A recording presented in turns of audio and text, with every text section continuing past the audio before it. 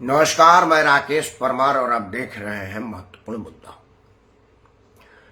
महत्वपूर्ण मुद्दे में तो आज महत्वपूर्ण विषय यह था कि आज सर्वोच्च न्यायालय सर्वोच्च हो गया क्योंकि उसने संजय सिंह की जमानत मंजूर कर ली। हमारे देश में यह परंपरा है कि अगर न्यायालय से मुझको रिलीफ मिल गया तो न्यायालय एकदम तटस्थ, ईमानदार और बढ़िया है, और अगर मुझे सजा हो गई तो न्यायालय प्रभावित है, बेंच सेट है। ईडी ने अगर मेरे घर पे छापा मारा है तो यह बदले की कार्रवाई है। मैं एकदम दूध का धुला ईमानदार कट्टर हूं। और अगर ईडी ने छापा नहीं मारा है तो वो एक स्वतंत्र संस्था है। मैं अगर चुनाव जीत गया भारी बहुमत से तो ईवीएम बिल्कुल पाक साफ गंगाजल में धुली है, और अगर मेरी हार हो गई मेरे अपने कर्मों कुकर्मों और कुरीतियों से तो ईवीएम हैक हो गई है। मतलब अगर कोई मेरे पक्ष में जा रहा है तो वो सही है, मेरे खिलाफ जा रहा है तो वो गलत है। यही परंपरा है, देश ने स्थापित कर दिया है या देश में स्थापित हो गया है। इसीलिए महत्वपूर्ण मुद्दा तो आज यही था। उससे भी बड़ा महत्वपूर्ण मुद्दा था कि आम आदमी पार्टी में पकड़ पकड़ाई का खेल हो रहा है। आप देखते होंगे, ठेठ भाषा में समझिए, जैसे कोई ओलंपिक टॉर्च लेके जाता है ना, तो कुछ दूर आगे जाता है, फिर वो दूसरे को दे देता है, वो उसको आगे लेकर के चलता है। उसको टॉर्च बैरियर बोलते हैं। एक आदमी दूसरे आदमी को पकड़ाता है। एक खो खो खेल होता है, आदमी पीठ पे थप्पा मारता है, वो उसको आगे फिर बढ़ जाता है। एक कबड्डी होती है, वो आदमी पकड़े रहता है, वो छुड़ाना चाहता है। हमारे यहाँ भोजपुरी में चीका खेल बोलते हैं। मतलब कई तरह की खेल है। आम आदमी पार्टी में भी वही खेल है। कल अरविंद केजरीवाल ने आतिशी मार लेना और सौरभ भारद्वाज का नाम लिया कि भाई जिस गवाह के बिना पर आप हमसे पूछताछ कर रहे हैं उससे तो हमारा कोई मतलब नहीं बनता। वो तो सौरभ और आतिशी को रिपोर्ट करता था, उनसे पूछो। कोर्ट में जब ये नाम सुन करके सौरभ और आतिशी दंग रह गए तो फिर उन्होंने एक नया खेल खेला। उन्होंने कहा कि भाई अब आम आदमी पार्टी के नेताओं की गिरफ्तारी होगी, ऐसा भाजपा चाहती है, क्योंकि भाजपा ने हमारे एक निकट सहयोगी के माध्यम से हमको 25 करोड़ में खरीदने की बात कही है। तो मुद्दा ये था, लेकिन मैंने कहा कि चलो ये तो टीवी पर आ रहा है। जो मुद्दा मुझे बहुत ज्यादा प्रभावित किया और मुझे महत्वपूर्ण लगा, मैं उसी पर आपका ध्यान आकर्षित करूंगा और आपसे हाथ जोड़ के प्रार्थना करूंगा कि वीडियो के अंत तक बने रहें। और अगर आपका कोई मार्गदर्शन हो, सुझाव हो तो कृपया मुझे अवश्य दें, क्योंकि आपका सुझाव ही मेरा पारितोषिक है और आपका मार्गदर्शन ही मेरा पुरस्कार है, मेरा हौसला बढ़ाता है। तो जैसा कि आपको पता हो गया होगा कि आज देश की सबसे ऊंची कोर्ट सर्वोच्च न्यायालय में 2 कांड हुआ, या 2 घटना हुआ, या 2 बात हुआ, अलग अलग रूप में है। किसी को यह कांड लगा, किसी को बुरा लगा, किसी को भला लगा, किसी को घटना लगा। मैं एक कानून का मानने वाला आदमी हूं। मेरे लिए 2 फैसले हुए, 2 घटना हुई, प्रोसीडिंग हुआ, 2 तारीख पड़ी, 2 फाइलें पर आज निपटारा हुआ, निष्पादन हुआ। हमारे लिए ये बात, क्योंकि मैं एक कानून का विद्यार्थी हूं। पहले वाले जैसे बता दिया, संजय सिंह की जमानत मंजूर हो गई, वो अब अलग विषय हो गया। दूसरी घटना हुई कि बाबा रामदेव, जिसको बाबा रामदेव की जगह लाला रामदेव कहा जाए तो ज्यादा बढ़िया रहेगा। लाला रामदेव का माफीनामे पर सर्वोच्च न्यायालय ने कुछ बातें कही, कुछ तल्ख टिप्पणियां की। मैं उसी टिप्पणी पर बात करूंगा कि वो क्यों हुआ, उसका निहितार्थ क्या है, उसका मतलब क्या है।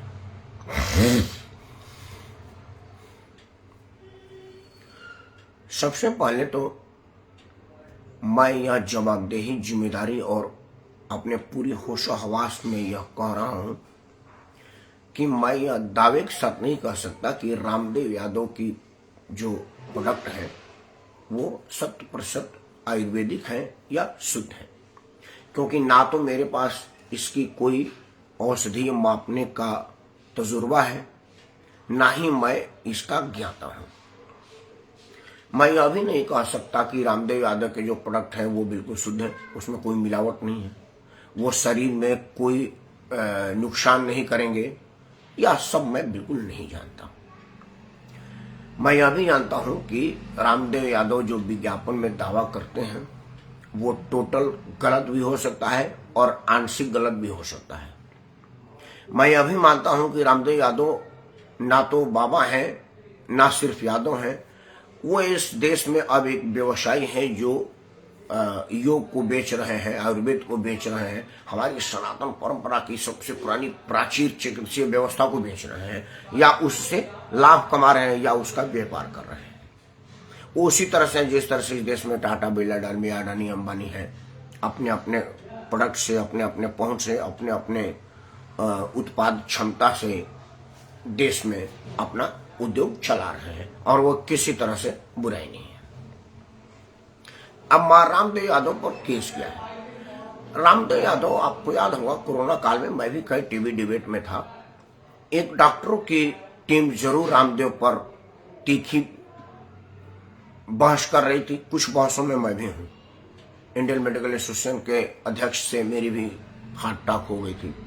मैंने उनको कहा था कि डॉक्टर साहब, मेरे पिताजी डॉक्टर थे और मुझे डॉक्टर में अपना पिता दिखते हैं, तो मैं बहुत ज़्यादा ऊंची नहीं बोल सकता, लेकिन आपकी दवाइयों में भी तो गलत असर करता है। आपकी एलोपैथ दवा खा के आदमी का किडनी गल जाता है, लीवर गल जाता है, एक बीमारी ठीक होती है दूसरी हो जाती है। मुझे इस बात की जानकारी नहीं है कि और पद्धतियों में ऐसा होता है कि नहीं होता है। तो फुल प्रूफ व्यवस्था तो कोई भी नहीं है, कोई भी ऐसी व्यवस्था नहीं है जो कि बिल्कुल फुल प्रूफ मानी जाए। एलोपैथ में है कि भाई आपको पथरी हुई है तो आप किडनी काट के निकाल दीजिए, गाल ब्लाडर काट के निकाल दीजिए, हाथ में घाव हो गया तो उंगली को काट के निकाल दीजिए।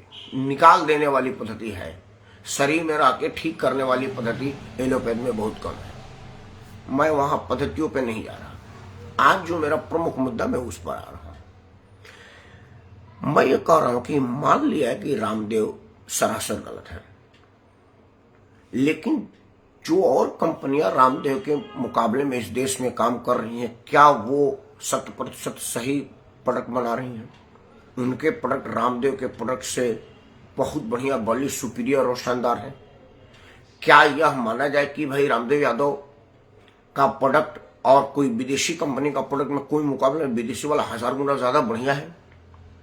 मैं यह मान लूं कि अगर दोनों का खराब है तो फिर मैं रामदेव के साथ क्यों न जाऊं, क्योंकि यह भारत के व्यवसाय है और इनका पैसा भारत में रह रहा है। इनका जो टैक्स वसूली हो रही होगी या जो टैक्स अदायगी हो रही होगी वो भारत में हो रही होगी। मान लीजिए अगर मैंने कोई 1 रुपया सामान खरीदा तो उसमें 30 पैसा तो भारत के खजाने में गया ना, इनकम टैक्स के स्लैब के हिसाब से। तो मेरे घर में मैं तो 70 पैसा ही खर्च किया ना, 30 पैसा तो मेरे ऊपर खर्चा होगा। मेरा सड़क बनेगा, मेरा अस्पताल बनेगा, मेरे काम आएगा। लेकिन जो मैं अमेरिका की किसी कंपनी, चीन की किसी कंपनी, जापान, फ्रांस की किसी कंपनी का सामान खरीदूंगा तो 30 पैसा अमेरिका जाएगा, हमारे किसी काम में आएगा नहीं। तो नुकसान मैं अपना कर रहा हूं, आर्थिक भी और राष्ट्रीयता भी। मैं मान लेता हूं कि रामदेव यादव बिल्कुल राष्ट्रभक्त नहीं है, आपकी बात सही है, लेकिन वो देशद्रोही भी तो नहीं है।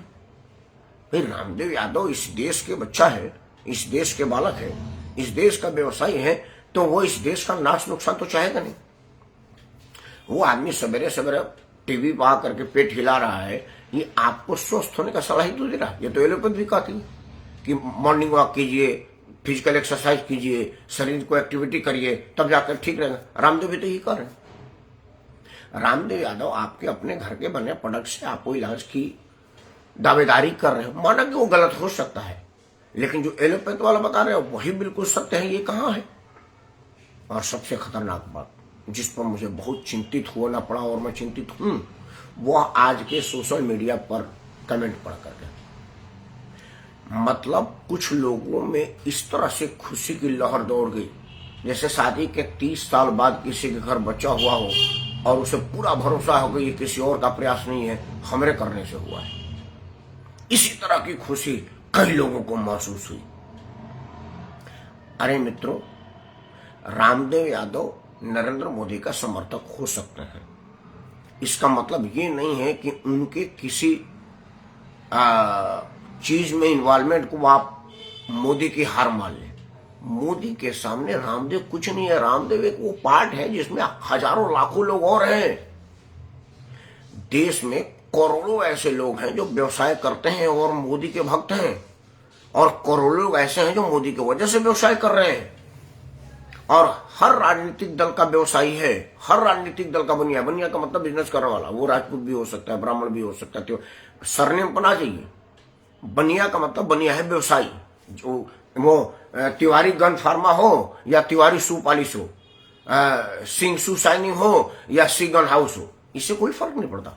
वो सिंह नहीं है, वो सिंह व्यवसायी है, बिजनेसमैन है, बिजनेस कर रहा है।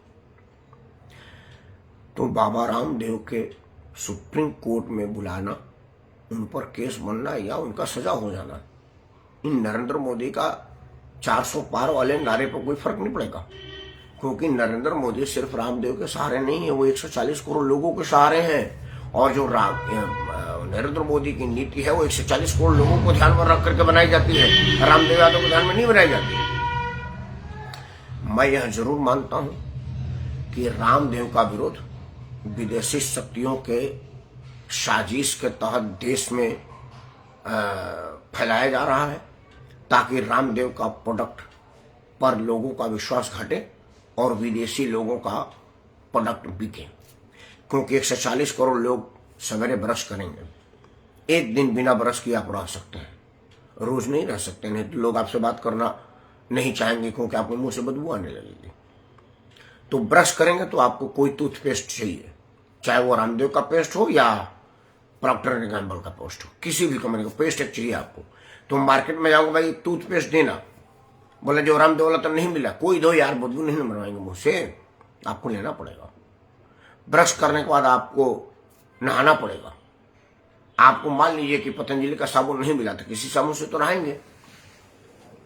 फिर आपको खाना पड़ेगा, पतंजलि का आटा नहीं मिला तो कोई और आटा मिल लेंगे, पतंजलि का तेल नहीं मिला तो किसी और का तेल लेंगे। मतलब कि आप अपना रोजमर्रा के चीज को एक दिन रोक सकते हैं, 2 दिन रोक सकते हैं, तीसरे दिन तो रुकेगा ही नहीं। तो 140 करोड़ लोगों को अगर कोई चीज खरीदने पर मजबूर किया जाएगा तो उस 140 करोड़ लोगों का बिजनेस एक आदमी को मिलेगा। और अगर उसमें से एक आदमी इस फील्ड से गायब कर दिया जाए तो वो उसका बिजनेस भी तो हम ही को मिलेगा, क्योंकि लोग तो बिना खाए रह नहीं सकते, बिना नहाए रह नहीं सकते। और खाने नहाने का ही तो काम रामदेव का सामान बेचते हैं। पतंजलि आटा बेचती है, पतंजलि तेल बेचती है, पतंजलि सर में लगाने वाली तेल बेचती है, पतंजलि साबुन, अब तो सब कुछ बना लेंगे। टाटा के बाद मेरे ख्याल से पतंजलि एक ऐसा चीज है जो सारा चीजें बनाने लगा। तो पतंजलि का मैं इंडोर्स नहीं कर रहा, मैं रामदेव के प्रोडक्ट की शुद्धता की गारंटी नहीं ले रहा। मैं तो सिर्फ एक बात की गारंटी ले रहा हूं कि अगर मुझे कोई अमेरिका का खराब सामान खरीदना पड़े तो मैं रामदेव का सामान खराब खरीदूंगा, क्योंकि मेरे नियति में अगर खराबी है, अच्छा नहीं मिल रहा है, क्योंकि मुझे अपने आप पर भरोसा नहीं है। मैं घर का बना पुआ नहीं खाता, बाहर की चॉकलेट खाता हूं, क्योंकि मार्केट ने इतना ज्यादा हमारे मस्तिष्क पर प्रभावित कर दिया है कि कुछ मीठा हो जाने का मतलब गुड़ नहीं है, कुछ मीठा हो जाने का मतलब विदेशी ब्रांड की चॉकलेट है। अब मैं अपनी बता देता हूं, 2 मिनट आपको रामदेव के से अलग हट करके। मुझे याद है कि मैं अपने रिश्तेदारी में जाता था 80-80 के दशक में, तो वहां जाता था ना तो गुड़ का पड़े मिलता था। गुड़ का पड़े आप नहीं समझेंगे, आटा को गीला मतलब घोल तैयार किया जाता तो उसमें गुड़ डाला जाता था और वो गर्मा गर्म परोसा जाता था। उसके बाद हलवा मिलता था। मतलब आप समझ लीजिए कि वो आप थके हुए हैं, वो दोनों खा के आपका पेट भर गया। जब से आधुनिकता आई है तो आपको चाय मिल रहा है या कोल्ड ड्रिंक मिल रहा है और आपका गैस बढ़ा रहा है, आपका तबियत बिगड़ रहा है। फर्क पड़ा ना। मतलब अब आप रिश्तेदारी में जाइए, गुड़ का पड़े मिलेगा तो आप रिश्तेदारी कैसे, बड़ा मोटे लोग हैं यार, बताइए ना, गुड़ का पड़े दे दिया। हलवा को पूछ रहा है भाई, बिस्कुट पूछ रहा है, वो भी विदेशी ब्रांड का। तो चीजें बदली हैं। अब हम वो नीम के दांतों से ब्रश नहीं कर रहे हैं, नहीं दांत मांज रहे, हमको टूथपेस्ट ही चाहिए। तो हम अपने को भरोसा नहीं कर रहे हैं, लेंगे हमको। पहले हम लोग गांव में, हमारे यहाँ नदी है, नदी नहीं उसको नाला बोलिए, नदी तो खैर नहीं कहा जाएगा, नाला है। पानी पहले 12 महीना रहता था, अब तो पानी बरसात में रहता है, बाकी गर्मी में तो सूख जा रहा है पानी। हमारे टाइम में गर्मी में भी पानी हुआ करता था, क्योंकि वो गहराई ज्यादा थी। तो हम लोग अपना गए खेतों से घूमते हुए और नदी नाले में छलांग लगा दिए, डुबकी मारे, नीचे से मिट्टी निकाले, माथे में लगा दी, वो शैम्पू से ज्यादा बढ़िया धुलता था और बाल नहीं झड़ता। अब देखिए ना, जब से शैम्पू लगाने लगा के बाल झड़ गए। और मेरे पिताजी शैम्पू बहुत कम लगाते थे, उनका बाल बढ़ा था। मेरे घर में किसी का बाल नहीं झड़ा, जिन जिन लोगों ने शैम्पू इस्तेमाल किया उन्हीं का झड़ा। मतलब हम अपने जड़ों से कट रहे हैं। तो मजबूरी है कि हमको किसी न किसी कंपनी के प्रोडक्ट के सहारे ही अपनी जीवन चलानी पड़ेगी। तो वो रामदेव के सहारे क्यों नहीं? मेरा कहना यही है। मैं बार बार कह रहा हूं कि मैं रामदेव का इंडोर्स नहीं कर रहा, मैं किसी भी भारतीय ब्रांड का इंडोर्स कर रहा हूं। वो किसी का हो, टाटा का हो, बिरला का हो, अडानी का हो, अंबानी का हो। मैं इतना मतलब भारतीयता का पसंद करता हूं कि मैं कोई भी चीज जो संभव होता है, अगर भारत में मिल रहा है तो मैं भारतीय इस्तेमाल करता हूं। चाहे शरीर पर वाला सामान हो या वो मेरे पास घड़ी टाइटन है, वो विदेशी कंपनी का नहीं है। मेरी गाड़ी देसी है, मेरी बाइक देसी है, मेरी स्कूटी देसी है। मतलब मैं देसी प्रोडक्ट का इंडोर्स करता हूं, देसी प्रोडक्ट का इस्तेमाल आप भी करिए, विदेशी बहकाव में ना आए। डॉक्टरों में मैं अपने पिता की छवि देखता हूं, लेकिन यह बात मैं जरूर मानता हूं कि भ्रामक दावेदारी के आड़ में कुछ डॉक्टर पूरे रामदेव और भारतीयता का विरोध कर रहे हैं, यह जरूर है और यह नहीं होना चाहिए। मैं इसी का विरोध कर रहा हूं और यह भी और करता रहूंगा।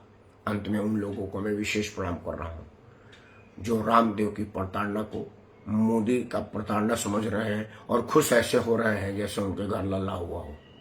बधाई हो, लेकिन रामदेव का हार मोदी का हार नहीं है। फिर से एक बार समझ लिए, आएगा तो मोदी है।